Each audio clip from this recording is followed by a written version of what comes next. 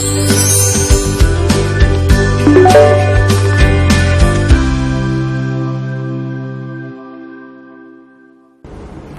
Students, good morning. आज अपन rectilinear motion के flow chart के बारे में बात करेंगे और इसमें अपन आज यूनिफॉर्म वेलोसिटी मोशन और एक्सेलरेटेड मोशन के बारे में देखेंगे। लास्ट लेक्चर तक अपन ने कुछ पैरामीटर्स देखे थे, वेलोसिटी और एक्सेलरेशन, और उसके ऊपर अपन ने कुछ एग्जांपल्स देखे थे।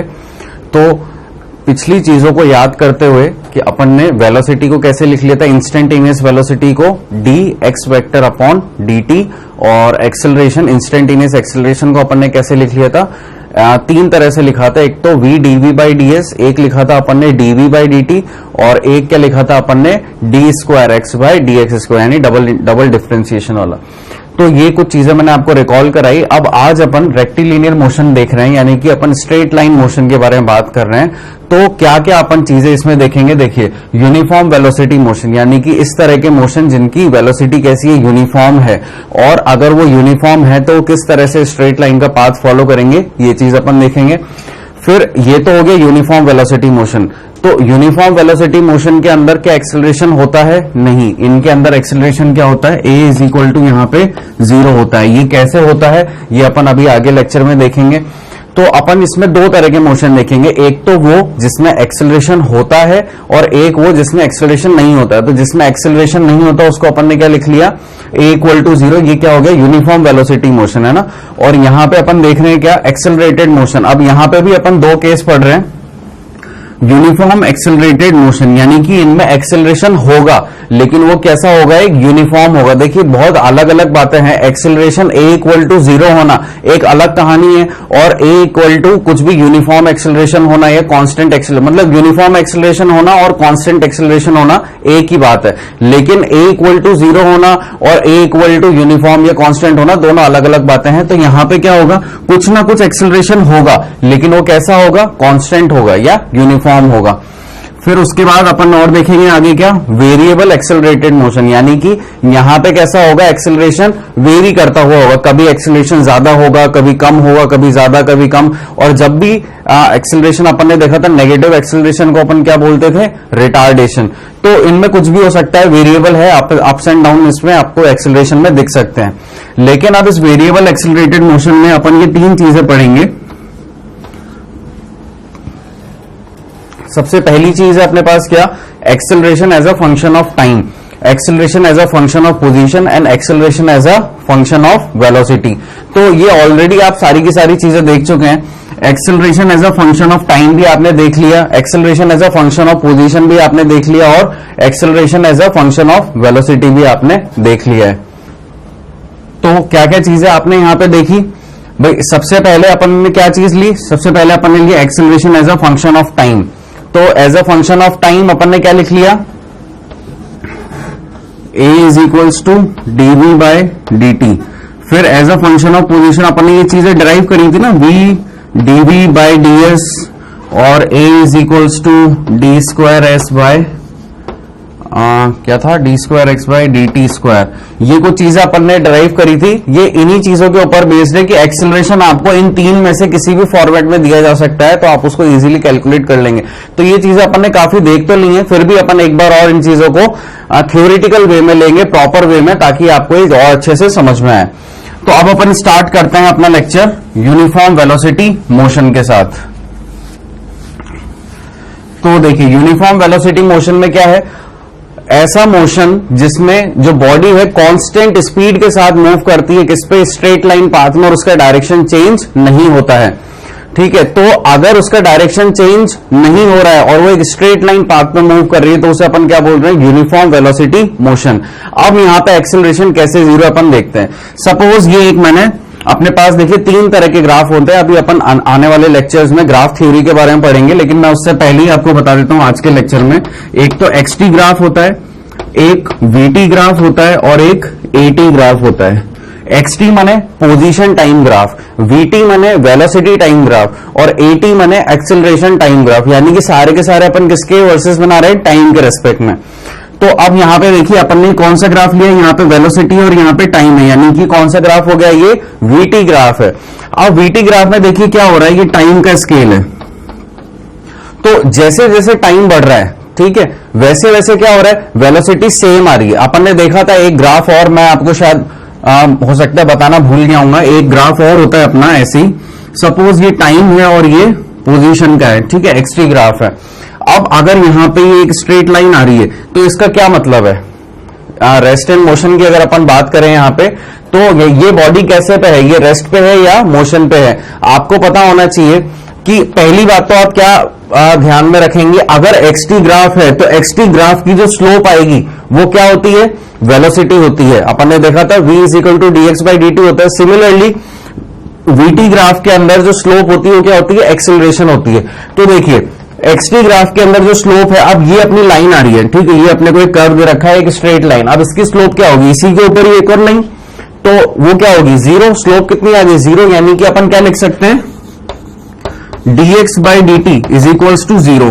तो ये अपना क्या कैसा आंसर आ रहा है, ग्राफिकल आंसर आ रहा है। लेकिन अब अपन इसको थोड़ा सा सोच के देखते हैं अपने तरीके से कि भाई एनालिटिकल तरीके से कि अपना क्या आंसर और हो सकता है। तो देखिए ग्राफ के ऊपर कुछ पॉइंट्स हैं, ठीक है, अलग अलग टाइम पे। तो जैसे जैसे टाइम बढ़ रहा है, क्या ये जो इसकी पोजीशन चेंज हो रही है, नहीं, ये तो अभी भी यहीं पे बैठा है, इस टाइम पे भी यहीं पे, इस टाइम पे भी यहीं पे, हर टाइम पे इसकी पोजीशन कैसी आ रही है, सेम आ रही है। यानी कि अगर ये बॉडी मैंने ऐसे अपने हाथ पे रखी हुई है तो टाइम अभी 1 सेकंड यहीं पे, 2 सेकंड यहीं पे, 3 सेकंड यहीं पे, ऐसे आप आवर्स में इसको कर लें। टाइम स्केल को अगर आप आवर्स में डालें तो 1 आवर पे भी यही रखी है, दूसरे आवर पे भी यही रखी है, तीसरे आवर पे भी यही रखी है, तो ये चेंज नहीं हो रही है। इसका मतलब बॉडी कैसी है, रेस्ट पे है। अगर ये बॉडी रेस्ट पे है, ये अपनी जगह से हिल ही नहीं रही है, तो क्या इसमें कोई वेलोसिटी होगी क्या, नहीं होगी। तो अपना वेलोसिटी कितना आएगा, जीरो। और यहां पे भी अपन ने क्या लिया है, dx by dt zero. dx by dt किसके बराबर होता है, ये v के बराबर होता है, तो v कितना आ गया, जीरो। ठीक है, ये एक तरीका हुआ इसको समझने का। अब इसी तरीके को अपन फॉलो करेंगे कहां, वीटी ग्राफ पे। वीटी ग्राफ की जो स्लोप होती है वो क्या होती है, एक्सेलरेशन होता है। आपको पता है a is equals to dv by dt होता है, ठीक है। तो यानी कि इस लाइन पे अगर ये कोई ग्राफ आपको दे रखा है, इस पे अगर आप स्लोप बनाएंगे तो कैसी आएगी, इस पॉइंट पे अगर आपको स्लोप बनानी है तो कुछ इस तरह से आप एक स्ट्रेट लाइन बना देंगे इसके ऊपर, ये इसकी स्लोप हो गई। तो ये क्या है, जीरो है, यानी कि यहाँ पे m कितना है, अपन स्लोप को m से रिप्रेजेंट करते हैं, तो m कितना है यहाँ पे, जीरो। और ये dv बाई dt जीरो है, यानी कि यहाँ पे तो अपन क्या लिख सकते हैं, ये जो dv बाई dt जो स्लोप है ये कैसी आ गई, जीरो। इसका मतलब a भी क्या आ गया, जीरो। तो ये है इसका तरीका समझने का इसमें कि वीटी ग्राफ के अंदर ये जो आपको यहाँ पे वेलोसिटी दिख रही है ये कैसी है, यूनिफॉर्म वेलोसिटी है। यूनिफॉर्म वेलोसिटी में एक्सेलरेशन क्या आ गया अपना, जीरो। तो एक तरीका तो ये हो गया एक्सेलरेशन जीरो का।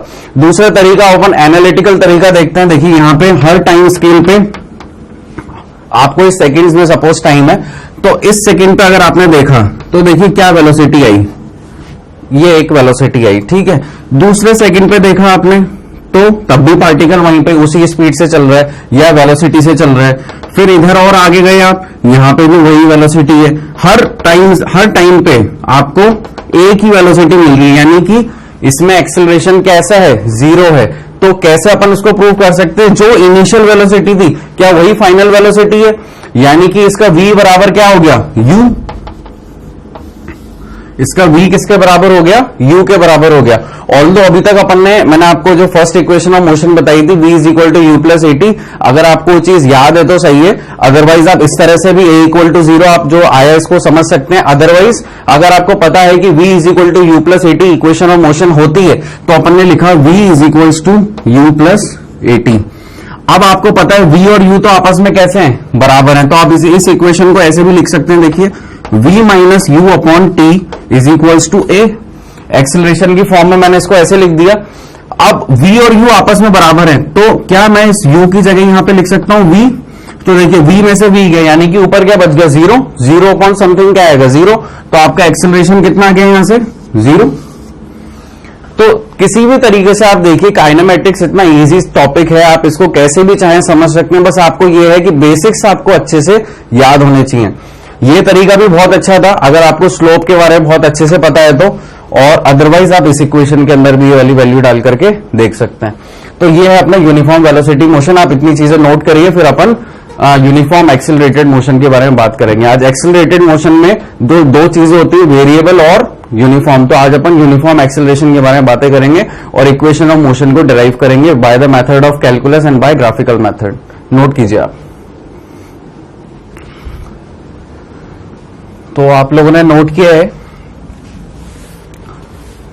अपन अभी आगे जब ग्राफ थ्योरी देखेंगे तो वहां पे अपन वीटी ग्राफ के हर एक तरह के पैटर्न देखेंगे, तो वहां पे आपको ये यूनिफॉर्म वेलोसिटी का फंडा और अच्छे से क्लियर होगा। अब अपन बात करेंगे किसकी? यूनिफॉर्म एक्सेलरेशन मोशन की। ठीक है, ऐसे मोशन जिसमें यूनिफॉर्म एक्सेलरेशन है, यानी कि एक्सेलरेशन कितना है? जीरो नहीं है, लेकिन कुछ भी एक्सेलरेशन है लेकिन कैसा है? कांस्टेंट है। ठीक है, तो motion in which acceleration remains constant in magnitude as well as in direction. इसका मतलब आपको पता है कि एक्सेलरेशन कैसी क्वांटिटी है? एक वेक्टर क्वांटिटी है। तो वेक्टर क्वांटिटी के अंदर उसका मैग्नीट्यूड अगर बदल जाए तो तब भी वो क्या कहलाती है? अगर उसका मैग्नीट्यूड आप चेंज कर देंगे तो वेक्टर चेंज हो जाएगा, या फिर अगर आप उसकी डायरेक्शन चेंज कर जाएंगे तब भी वो वेक्टर क्वांटिटी बदल जाती है। तो अपन अगर बोल रहे हैं कि एक्सेलरेशन कांस्टेंट है तो इसका मतलब उसका मैग्नीट्यूड और डायरेक्शन दोनों के दोनों ही कैसे हैं? कांस्टेंट हैं। ठीक है, and it is a uniform, और इसी चीज को अपन क्या बोलते हैं? Uniform acceleration motion. तो अब अपने को यहां पे ये कुछ बताया गया एक फ्लो चार्ट से, इसको कुछ भी स्कीमेटिक आप बोल दीजिए। एक बॉडी है एक्स नॉट पे, यानी कि ये इनिशियल पोजीशन है इसकी, और ये यहां से यहां तक ट्रेवल कर रही है एक्स पोजीशन तक। ठीक है, ये इसकी फाइनल पोजीशन हो गई। यहां पे टाइम t इक्वल टू 0 है, इसलिए अपन ने बोला कि क्या यहां पे एक इनिशियल पोजीशन पे है, और एट टाइम t ये एक्स पे आ जाती है। और at t is equal to 0 इसकी वेलोसिटी कितनी है? इनिशियल वेलोसिटी v0, और एट टाइम t इसकी वेलोसिटी कितनी हो जाती है? v, पॉजिटिव एक्स डायरेक्शन में। और ये कितना एक्सेलरेशन से जा रहा है? ए एक्सेलरेशन से जा रहा है पॉजिटिव एक्स डायरेक्शन में।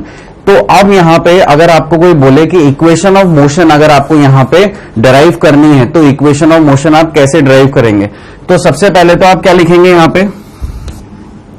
आप यहां पे लिख सकते हैं a is equals to dv by dt। क्या ये आपको पता है कि एक्सेलरेशन को अपन dv बाय dt बोलते हैं? तो अपन धीरे धीरे आगे बढ़ेंगे इसमें और इक्वेशन ऑफ मोशन को डिराइव करते हुए चलेंगे। अगर आपको ये वाली चीज पता है कि a equal to dv by dt होता है, तो क्या मैं इसको कुछ ऐसे लिख सकता हूं?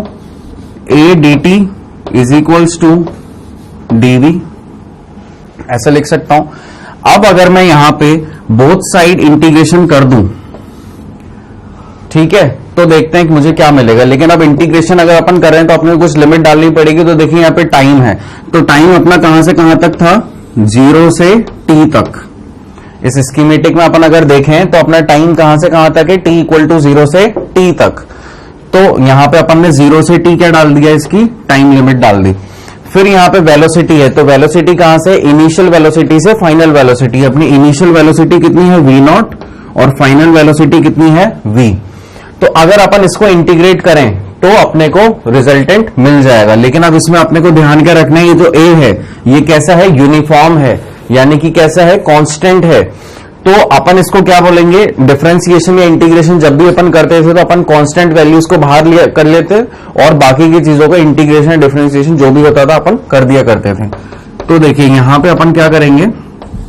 a को रखा बाहर और dt 0 से t equals to v0 v dv।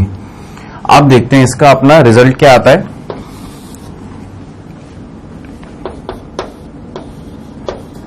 a t 0 से t की limit equals to v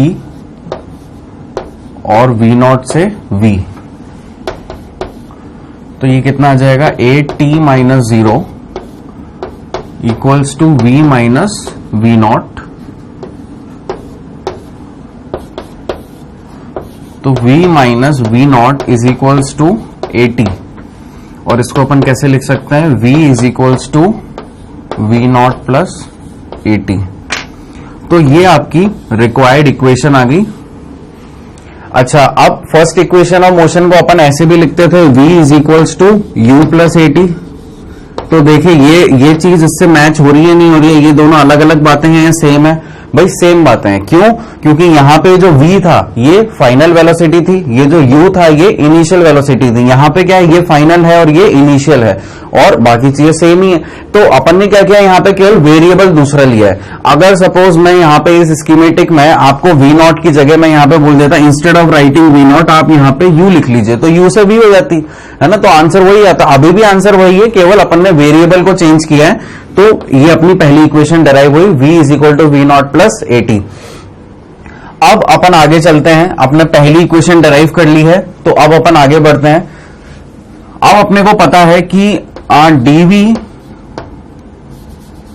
v लिखते हैं अपन सबसे पहले, v इज इक्वल्स टू अपने को पता है कि क्या होता है, ds अपॉन dt होता है।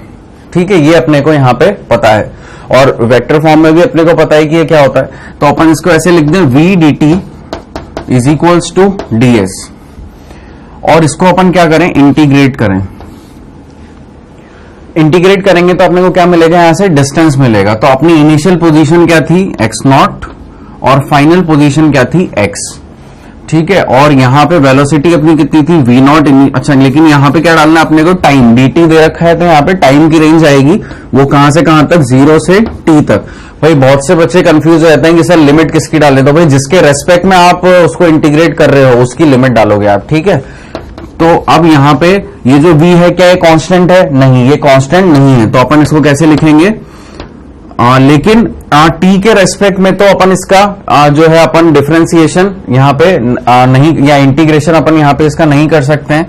तो अपन यहाँ पे क्या लिखेंगे, इसको इंस्टेड ऑफ v अपन क्या लिख सकते हैं, अपन ने अभी थोड़ी देर पहले निकाला था, v is equals to u plus at।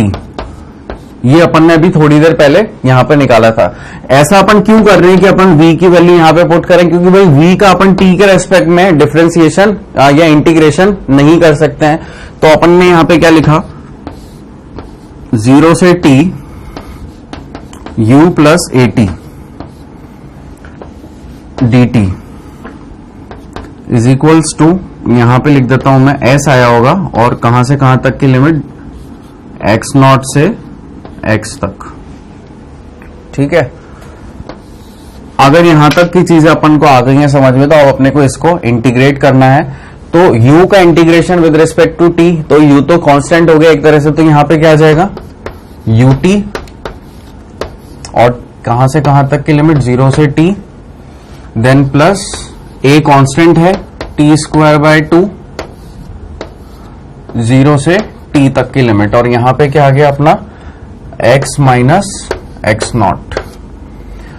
तो अब ये x माइनस x0 अपने कितने के बराबर हो जाएगा, यहां पे लिमिट पुट करेंगे तो t माइनस 0 आएगा, तो अपन डायरेक्टली लिख सकते हैं ut प्लस, यहां पे भी t माइनस 0 है तो t square by 2 minus 0 by 2, तो क्या लिख देते अपन direct, a t square by 2।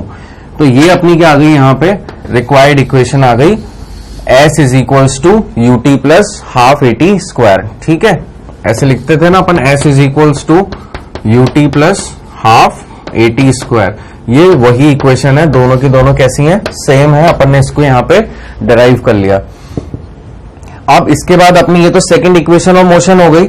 अब एक और इक्वेशन है जिसे अपन बोलते हैं थर्ड इक्वेशन ऑफ मोशन, तो उसको भी अपन यहां पे कैलकुलेट कर लेते हैं। थर्ड इक्वेशन ऑफ मोशन निकालने के लिए अपने को क्या पता होना चाहिए, वही a is equals to dv by dt। अब अपन ने एक चीज देखी थी, एक्सेलरेशन को अपन ने लिखने के 3-4 तरीके देखे थे, तो उनमें से एक तरीका ये भी था कि अपन ने क्या कर दिया था, इसमें न्यूमेरेटर और डिनोमिनेटर में ds बाय ds से मल्टीप्लाई डिवाइड कर दिया था। तो यहां पे फिर अपन क्या बनाते थे, सेट बनाते थे, है ना, कि ये dv बाय ds को एक साथ रख लिया और ds बाय dt को एक साथ रख लिया। तो वही चीज अपन ने करी यहां पे। अगर मैं ds बाय dt को रखूंगा तो क्या बन जाएगा, v, तो v into dv by ds ऐसा लिख सकता हूं। अगर ऐसा लिख सकते हैं तो फिर मैंने क्या किया, a ds equals to v dv, और इसको अपन क्या करेंगे, इंटीग्रेट करेंगे। अब यहां पे इंटीग्रेट किसकी रेंज रखूंगा मैं, यहां पे s की, किसके रेस्पेक्ट में कर रहे हैं अपन, s के रेस्पेक्ट में, तो x0 से x, यहां पे v के रेस्पेक्ट में कर रहे हैं तो v की रेंज यानी कि v0 से v, इनिशियल से फाइनल तक।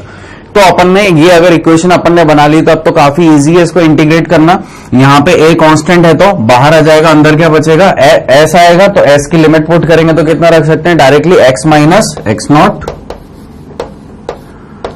ठीक है, इक्वल्स टू, अब यहां पे देखिए ये v है तो v का dv के रेस्पेक्ट में अपने को अब यहां पे इंटीग्रेशन करना है तो ये कितना हो जाएगा v स्क्वायर बाय 2, तो v स्क्वायर बाय 2 और कहां से कहां तक, v0 से v तक। मैं यहां का पार्ट रब कर दूं,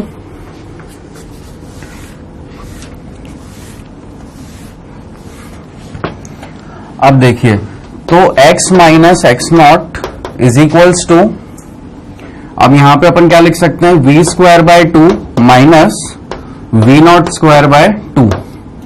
अब यहां पे अगर मैं 2 एलसीएम ले लूं तो क्या हो जाएगा, twice of x minus x0 is equals to v square minus v0 square, और इसको अपन और कैसे लिख सकते हैं, v square is equals to v0 square plus 2 into x minus x0। क्या ये equation v square is equals to u square plus 2as के बराबर है? देखिए यहां पे अपन ने जब सेकंड इक्वेशन डिराइव करी थी तो यहां पे x माइनस x0 को अपन ने क्या बोला था कि ये s के बराबर है, ठीक है। और उसी तरह से यहां पे भी ये क्या हो गया, x माइनस x0 क्या आ गया, जिसको आप s लिखते हैं वो एक्चुअल में होता क्या है, वो होता है x माइनस x0 यानी कि final position minus initial position. तो यहां पे ये जो इक्वेशन आई अपनी, ये अपनी थर्ड इक्वेशन ऑफ मोशन आ गई।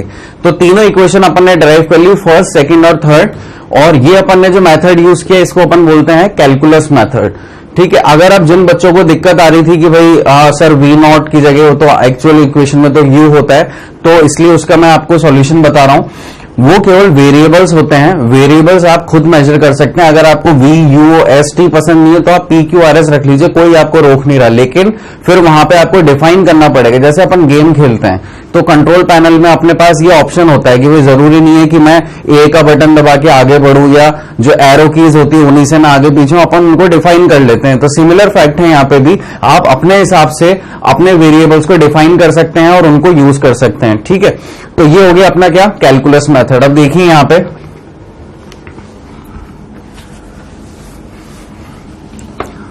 तो अपन ने कैलकुलस मेथड से क्या क्या रिलेशन निकाले। सबसे पहले रिलेशन अपन ने निकाला था v is equal to u plus a t, जिसे अपन क्या बोलते हैं, वेलोसिटी टाइम रिलेशन। दूसरा रिलेशन अपन ने निकाला displacement time relation, s is equal to u t plus half a t square. और तीसरा रिलेशन अपन ने निकाला इसका वेलोसिटी डिस्प्लेसमेंट वेलोसिटी रिलेशन, जिसे अपन क्या बोलते हैं, v square is equal to u square plus 2as।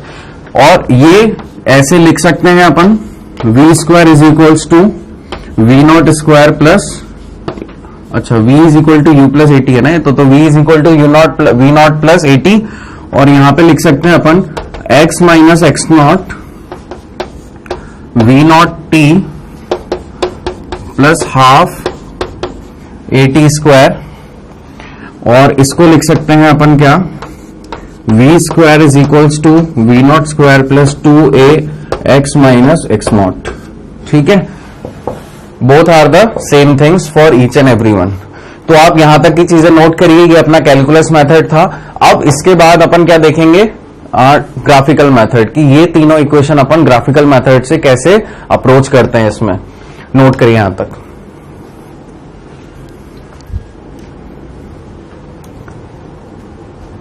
तो आप लोगों ने ये वाली चीज नोट करी। अब अपन इन्हीं तीन इक्वेशन को, ये आप अच्छे से अपनी मेमोरी में फीड कर लीजिए कि तीन इक्वेशन ऑफ मोशन क्या क्या होती हैं। अब इन्हीं को अपन क्या करेंगे, with the help of graphical method अपन इनको अचीव करेंगे। तो देखिए अपन कैसे करेंगे अब ग्राफिकल मेथड से। अब ये जो डायग्राम यहाँ पे दिख रहा है, अभी थोड़ी देर के लिए आप इस डायग्राम को मत देखें, अभी आप यहाँ पे देखें वेलोसिटी टाइम रिलेशन। अपने को क्या निकालना है, v is equals to u plus 80। अच्छा, जिन बच्चों को अभी भी दिक्कत आ रही है कि भाई सर ने v0 और ये कैसे लिख लिया, तो मैं उन बच्चों के लिए एक बार दोबारा से equation of motion by calculus method बता देता हूं। तो क्या किया था अपन ने, सबसे पहले पहली इक्वेशन निकालने के लिए dv बाई dt ये किसके बराबर रखा था, a के बराबर। तो यहां पे क्या हो जाता है अपना dv is equals to a d t, और अपन ने इसको इंटीग्रेट किया था। वेलोसिटी आप कहां से कहां तक लेना चाहते हैं? अगर आप इनिशियल वेलोसिटी, सपोज मैं आपको सारी यहां पे दोबारा से लिख देता हूं, अगर ये u है अपना क्या, इनिशियल वेलोसिटी, और v है अपना क्या, फाइनल वेलोसिटी,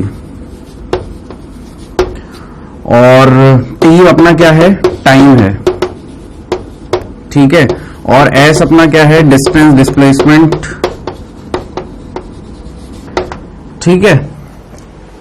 तो ये अगर अपने को चीजें यहां पे पता है तो अपना वो पार्टिकल कैसे जाता है, इनिशियल से फाइनल वेलोसिटी पे, यानी कि u से v पे, और टाइम अपना कहां से कहां तक है, 0 से t तक है। अगर आप इसको इंटीग्रेट करेंगे तो आपको क्या मिलेगा यहां पे, v माइनस u, और a कांस्टेंट है तो ये बाहर आ जाएगा, अंदर क्या बचेगा, केवल t माइनस 0। तो ये अपनी क्या इक्वेशन आ गई थी, v is equal to u plus a t. इसके बाद सेकेंड इक्वेशन अपन ने कैसे निकाली थी, अपने को पता है कि ds अपॉन dt ये किसके बराबर होता है, v के। तो अपन ने यहां पे क्या कर दिया था, ds is equals to v dt, और इसको अपन चाहते थे क्या, इंटीग्रेट करना, लेकिन ये अपने लिए पॉसिबल नहीं हो पा रहा था, तो अपन ने v को किससे रिप्लेस कर दिया, u प्लस ए टी से, और dt के रेस्पेक्ट में अपन ने इसका इंटीग्रेशन किया था। तो ये अपना कितना आ जाता है, अगर इसको मैं कहां से कहां तक डालूं, x नॉट से x, और इसकी लिमिट कहां से कहां तक आएगी, 0 से t। तो यहां पे अपने को क्या इक्वेशन मिल रही थी, x minus x not is equals to u t plus half a t square, ठीक है। फिर आगे चलते हैं अपन, जल्दी से देखते हैं, फिर इसके बाद ग्राफिकल लेना है अपने को, टाइम की कमी है अपने पास।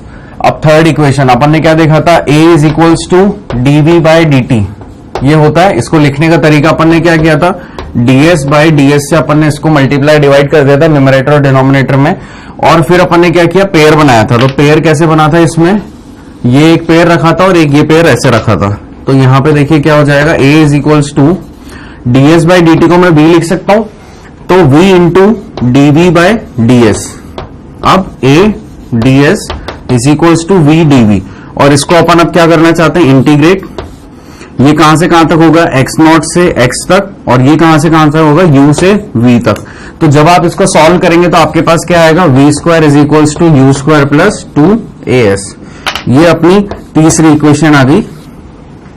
तो तीनों इक्वेशन अपन ने यहां पे डिराइव कर ली, ठीक है। यहां पे आप इस x माइनस एक्स नॉट को क्या लिख सकते हैं, s लिख सकते हैं, ठीक है। तो ये क्या हो जाएगा, s is equals to u t plus half a t square. तो उन बच्चों के लिए मैंने ये वाली चीज दोबारा करी है जिनको इसमें थोड़ा सा भी डाउट हो रहा था, तो अपन ने अब एग्जैक्ट इक्वेशन यहां पे कैलकुलेट कर ली है, तीनों की तीनों, ठीक है। अब अपन आते हैं फटाफट से अपने ग्राफिकल मेथड की तरफ। आप लोग ये वाली चीज नोट करिए तब तक।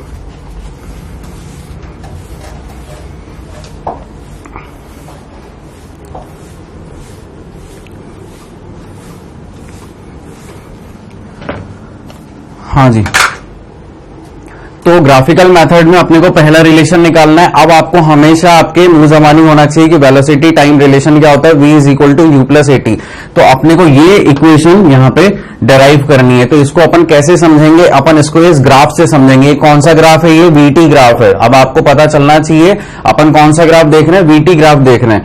वीटी ग्राफ में क्या हो रहा है कि इसकी एक क्या है, इनिशियल पोजीशन है। वो इनिशियल पोजीशन क्या हो गई, ये, और इसकी फाइनल पोजीशन क्या है, ये इसकी फाइनल पोजीशन है।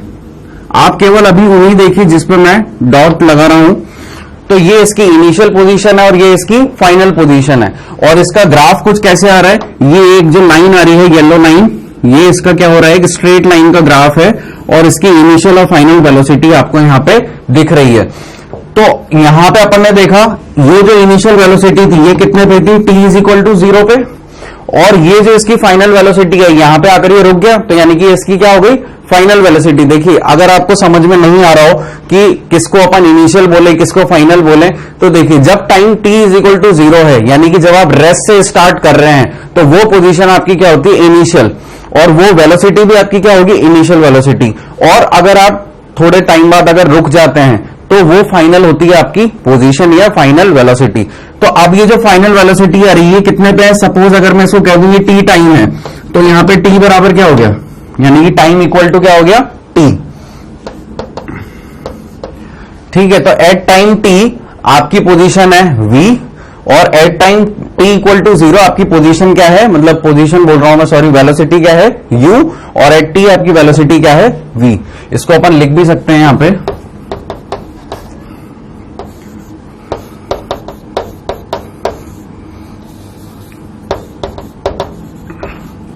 ठीक है, ये एट टाइम t और at time t equal to, at time t ये है और at time t equal to 0 ये है।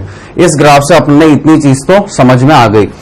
अब आपको पता है कि vt ग्राफ से आपको क्या मिलता है, एक्सेलरेशन मिलता है। कब, जब आप उसकी स्लोप लेते हो, तो आपको पता है acceleration a is equal to dv by dt होता है, यानी कि जो vt ग्राफ की जो स्लोप होती है वो क्या होता है, एक्सेलरेशन होता है। तो अब इसकी जो स्लोप है वो अपने को देखनी है। अब इसकी स्लोप आप कैसे निकालेंगे, यहां पे आपने क्या किया, एक डॉटेड लाइन बना दी और उसके ऊपर एक एंगल ले लिया और उस एंगल को क्या बोल दिया, थीटा एंगल बोल दिया।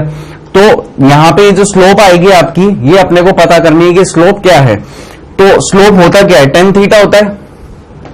ठीक है, तो अपन क्या लिख सकते हैं, इसको कैसे लिख सकते हैं, सपोज मैं यहां पे इसकी जो स्लोप है वो a है, तो मैं क्या लिख सकता हूं इसको, इसकी स्लोप को, slope is equals to theta के सामने वाला B D upon A D, यानी कि टेन थीटा क्या होता है, परपेंडिकुलर अपॉन बेस। तो मैं यहां पे लिख सकता हूं इसको B D upon A D. इस तरह से मैंने इसकी स्लोप यहां पे मेंशन कर दी।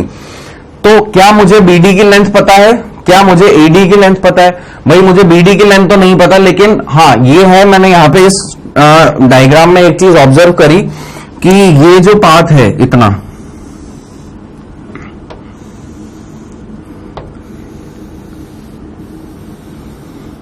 ये जो एक रेक्टेंगल दिख रहा है मुझे यहां पे, इसमें क्या है,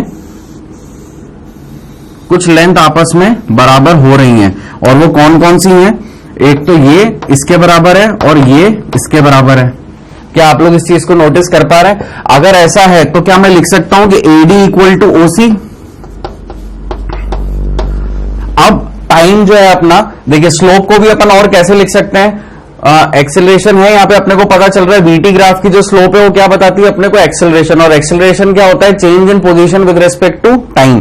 तो यहां पे देखिए एक तो u है और एक v है, तो चेंज इन पोजीशन अपन क्या लिख सकते हैं, v minus u upon T minus 0, यानी कि ये final time minus initial time, final velocity minus initial velocity. इस तरह से अपन लिख सकते हैं इसको। तो देखिए अब यहां पे आते हैं अपन इधर की तरफ, और यहां पे देखते हैं क्या होगा।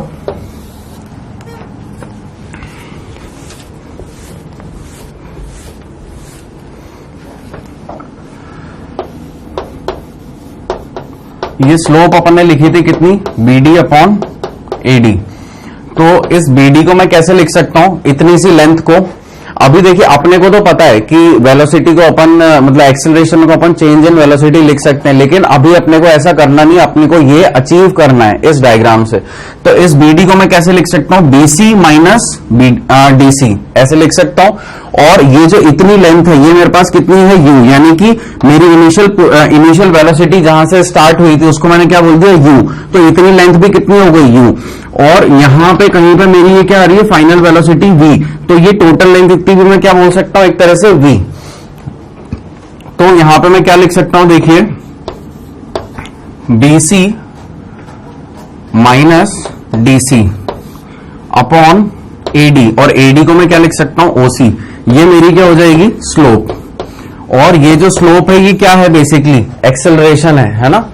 तो A इज इक्वल टू मेरे पास क्या आ गया, BC माइनस DC, यानी कि V minus U upon T। तो AT is equals to V minus U, और V इज इक्वल्स टू क्या आ गया, U प्लस AT। और यही क्या है, रिक्वायर्ड इक्वेशन है। ये अपन ने पहली इक्वेशन ऑफ मोशन को यहां पे डिराइव कर लिया। काफी इजी था। समझने वाली बात कहां थी, केवल एक समझने वाली बात थी। ये देखिए ग्राफिकल मेथड में आपको इसलिए बता रहा हूं क्योंकि जब अपन ग्राफ थ्योरी स्टार्ट करेंगे तो मुझे आपको बिल्कुल बेसिक से नहीं बताना पड़ेगा कि भाई वीटी ग्राफ में जो स्लोप आती है वो एक्सेलरेशन होता है और एक्सटी ग्राफ में जो स्लोप आती है वो वेलोसिटी होती है। तो यहां से अपन वो चीजों को समझ रहे हैं। ये अपन ने लाइन देखी वेलोसिटी की, तो ये इसकी स्लोप अपन ने निकाली, उसकी स्लोप किसके बराबर होनी चाहिए थी? एक्सेलरेशन के बराबर होनी चाहिए थी। तो अपन ने उसकी स्लोप को एक्सेलरेशन के बराबर रखा, किसको? BD अपॉन AD को। और BD को लिखने का तरीका अपन ने क्या कर दिया? BC minus DC। तो समझ में आया मेरे ख्याल से आपको, ये काफी इजी था और अपन ने ये पहली इक्वेशन ऑफ मोशन को यहां पे अचीव किया। आगे चलते हैं। अब अपन डिस्प्लेसमेंट टाइम रिलेशन के बारे में बात करेंगे। डिस्प्लेसमेंट टाइम रिलेशन आते से ही आप लोग के दिमाग में वाली बात आ जानी चाहिए कि अपन किसके बारे में बात कर रहे हैं? S is equals to UT plus half AT square के बारे में।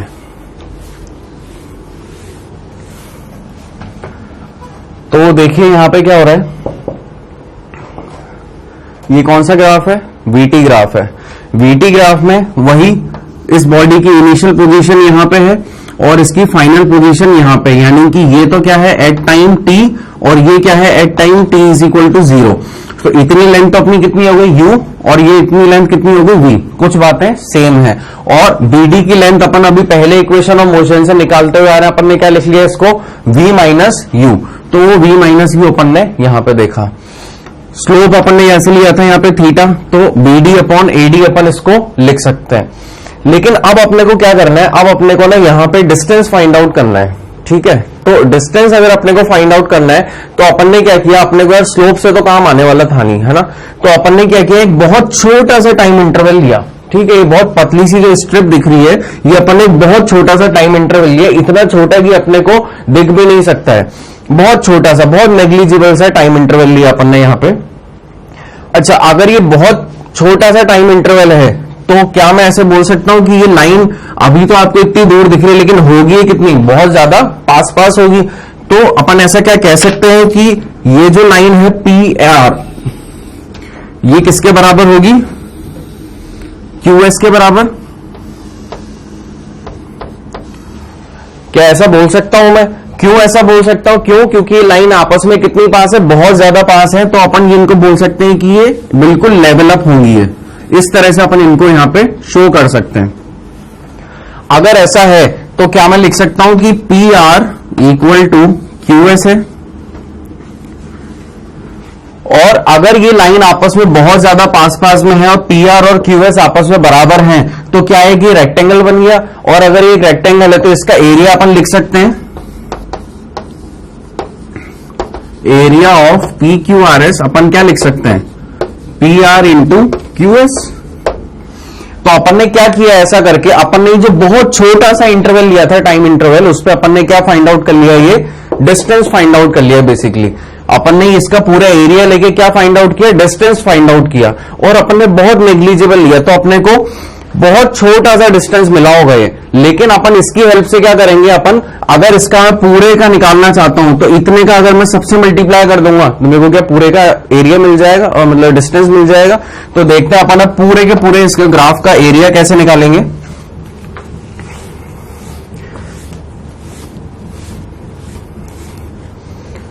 अब यहां पे आपको थोड़ा सा ज्योमेट्री के ऊपर ध्यान देना होगा। यहां पे देखिए, जिसको भी मैं डार्क करता जा रहा हूं ब्लू लाइन से, केवल उतने डायग्राम को आप देखिएगा।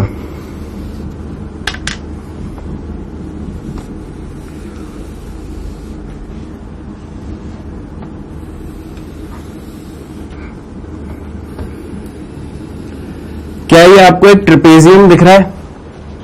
जो भी ब्लू लाइन यहां पे आ रही है, क्या आपको ये ट्रेपेजियम दिख रहा है? तो अगर ये ट्रेपेजियम है तो ट्रेपेजियम में क्या कंडीशन होती है? दो लाइनें आपस में पैरेलल होनी चाहिए।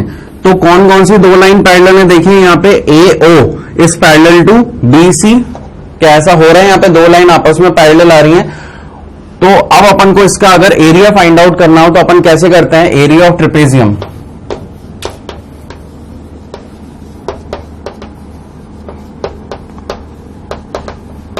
आप लोगों ने 9th-10th क्लास में देखा होगा, मेंसुरेशन जो आपको टॉपिक पढ़ाया जाता है, वहां पे आपको सिलेंडर का एरिया, सरफेस एरिया, सर्किल का, क्यूबॉइड का, स्क्वायर का, रेक्टेंगल का, ये सब आपको उस टाइम पे बताया जाता है, इवन कोन वगैरह चीजों का। तो अब यहां पे अगर अपने को इसका एरिया लिखना है तो ये क्या होता है? Half into sum of parallel sides. आप लोग नोट करिए इसको, sum of parallel sides into the perpendicular distance और द परपेंडिकुलर हाइट। ठीक है, परपेंडिकुलर डिस्टेंस या परपेंडिकुलर हाइट आप कुछ भी बोल सकते हैं।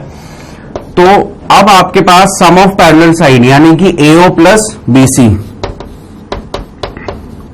अपॉन 2 इंटू, अब यहां पे अपने को देखना है कि परपेंडिकुलर डिस्टेंस या हाइट कौन सी है।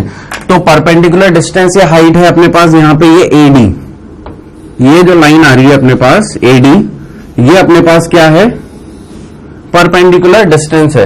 भाई एक पूरे ग्राफ का एरिया कैलकुलेट करने का तरीका ये है, या तो आपको उसमें ज्योमेट्री दिख रही हो तो आप ज्योमेट्री अप्लाई कर दीजिए, अदरवाइज उसका आप एरिया अंडर द कर्व यानी कि इंटीग्रेट कर दीजिए उसको।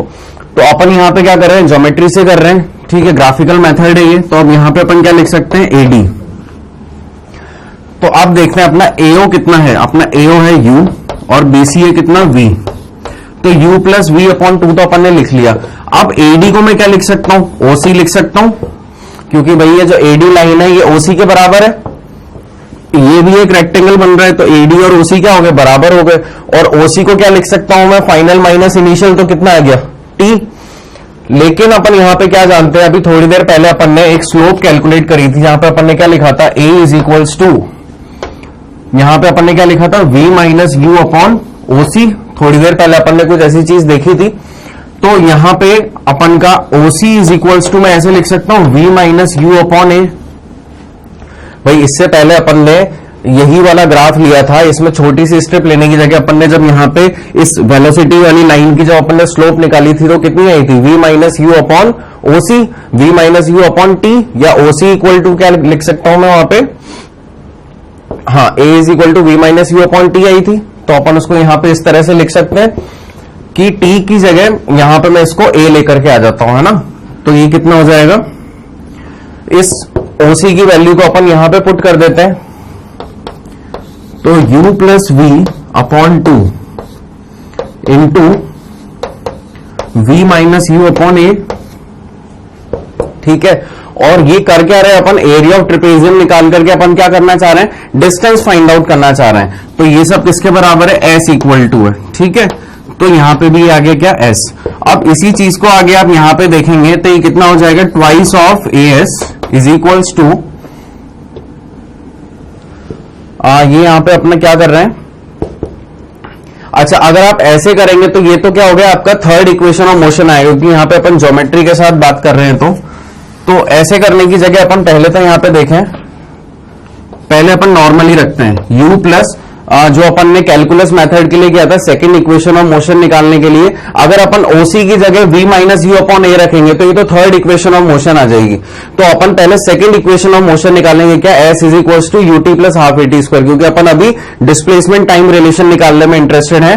तो अपन V की जगह यहां पे क्या रखेंगे, जो अपनी फर्स्ट इक्वेशन थी U प्लस AT, तो यहां पे रखा क्या, U प्लस AT और ये अपॉन 2, और OC की जगह अपन ने क्या रख दी यहां पे, टाइम।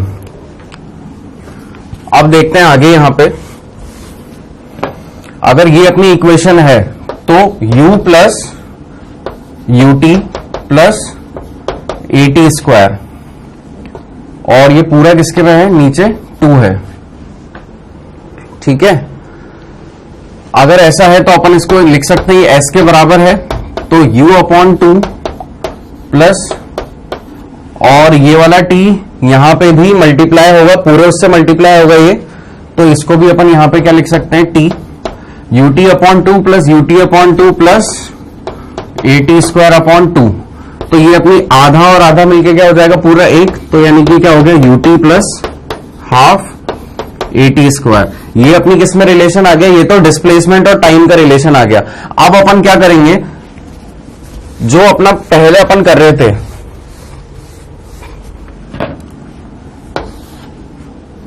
अपना एक रिलेशन था ये, ठीक है। तो अब अपन क्या करेंगे, थर्ड इक्वेशन निकालने के लिए, यानी कि अब अपन डिस्प्लेसमेंट वेलोसिटी रिलेशन निकालने के लिए, बहुत नजदीकी होता है इनका मामला, यानी यहां पे भी अपने को क्या फाइंड आउट करना होता है, टोटल डिस्टेंस या डिस्प्लेसमेंट कैलकुलेट करना होता है।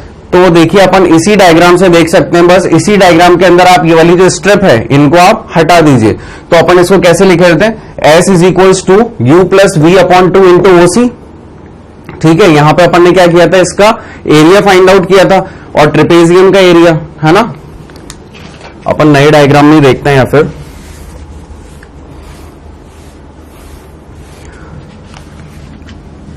देखिए डिस्प्लेसमेंट वेलोसिटी रिलेशन में अगर यहां से ये स्ट्रिप हटा दी जाए और आपको बोला जाए कि इसका आप डिस्टेंस फाइंड आउट करिए, तो आप डिस्टेंस कैसे फाइंड आउट करेंगे, आप ये पूरे का पूरे ट्रेपेजियम लेंगे, ये ट्रेपेजियम लेंगे और इस ट्रेपेजियम के अंदर ये आपका परपेंडिकुलर डिस्टेंस हो गया और ये आपकी दोनों लाइन कैसी हो गई, पैरेलल हो गई। तो यहां पे भी अगर आपको एरिया लिखना हो ट्रेपेजियम का, तो आप कैसे लिखेंगे, half into sum of parallel side into perpendicular distance या हाइट, ठीक है। तो AO plus BC upon 2 into AD की जगह आपने क्या लिख दिया, OC। तो यहां तक की कहानी तो सेम थी। अब थर्ड इक्वेशन ऑफ मोशन निकालने के लिए अपन क्या करेंगे, इतनी चीज को तो यूज करेंगे और इसके आगे यहां पे देखते हैं, ठीक है। तो यहां देखिए S is equals to U plus V upon 2 into OC। अब अपन ने जो स्लोप देखी थी वहां पे, तो क्या देखा था, A is equals to V minus U upon OC, और इस OC को अपन T लिख सकते थे, लेकिन अपने को OC को रिप्लेस करना है, इसलिए अपन इसको एज इट इज रहने दिया और OC इज इक्वल्स टू क्या लिख दिया, V minus U upon A। तो देखिए अपना S कितना आ गया, ये U प्लस V अपॉन 2 लिखा है, तो क्या मैं इसको V plus U upon T लिख सकता हूं, तो मैंने इसको क्या लिख लिया, V प्लस U अपॉन 2, और OC की जगह मैंने क्या लिख दिया, V minus U upon A, ठीक है। अब यहां पे देखिए क्या फॉर्मूला बन रहा है, अपन ने बेसिक मैथ्स में देखा था एक formula A plus B into A minus B, क्या होता है, A square minus B square. तो यहां पे V plus U V minus U आ रहा है, तो ये कितना हो जाएगा, S is equals to V square minus U square upon 2A। तो ये अपने पास क्या इक्वेशन आ गई, 2AS is equals to V square minus U square. तो इसको लिख सकते हैं V square is equals to U square plus 2AS। ये अपनी रिक्वायर्ड थर्ड इक्वेशन आ गई। तो तीनों इक्वेशन अपन ने डिराइव कर ली, फर्स्ट, सेकंड और third. V is equal to U plus ATV यानी कि वेलोसिटी टाइम रिलेशन, दूसरा अपन ने देखा डिस्प्लेसमेंट टाइम रिलेशन, और तीसरा अपन ने देखा क्या, डिस्प्लेसमेंट वेलोसिटी रिलेशन। तो ये अपन ने कौन सा तरीका देखा, ग्राफिकल मेथड देखा। काफी इजी था, कुछ भी अलग नहीं था, और बस आपको जो चीजें याद रखनी चाहिए वो क्या है, ये पैरामीटर्स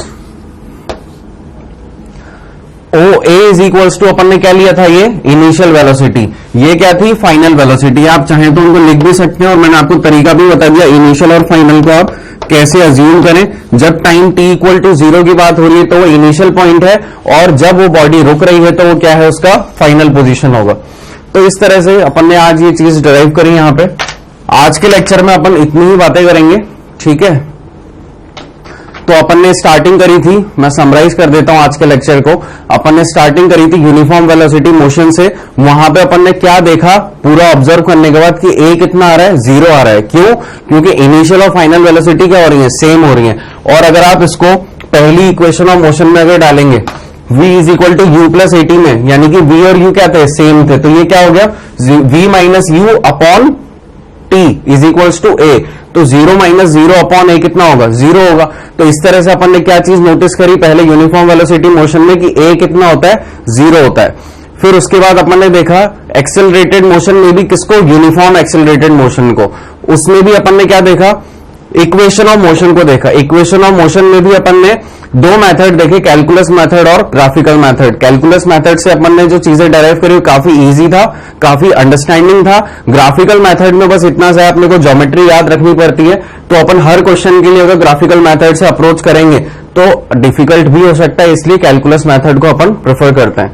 और नेक्स्ट लेक्चर में अपन ग्राफिकल थ्योरी के बारे में पढ़ेंगे, जिसमें अपन तीनों तरह के ग्राफ के बारे में बात करेंगे, position time graph, velocity time graph और acceleration time graph. So thank you for today's lecture. We'll meet soon.